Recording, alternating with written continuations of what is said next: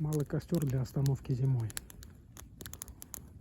Ну, вот важно под основание подрасчистить и положить вот такие бревнышки небольшие.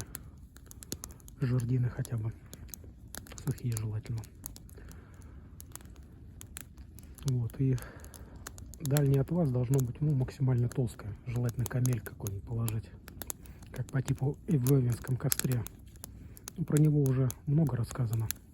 Я его считаю тоже это самый эффективный костер, особенно если речь идет о долгой стоянке.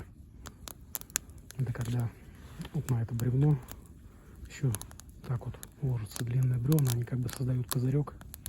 На случай я пробовал костер такой жечь и в дождик.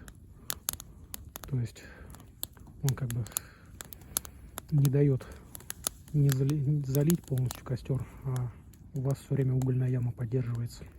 Но вот здесь вот тоже за счет того, что основание выложено, вот, костер не проваливается, довольно-таки быстро разгорается, ну и поддерживает вас. Так, также уже рассказывал, что плащик важен. Как бы, не знаю, видно не видно, но смысл в том, что вот он как бы тепло идет снизу, и оно не гуляет у вас по спине, а как бы задерживается. Но вот реально эта вещь работает. Тут не нужен он теплый, он главное должен быть непродуваемый, чтобы он просто отражал тепло, не давал ему выходить. А так он как бы, как костер, тут он в радиусе это все равно тепло дает. Вот.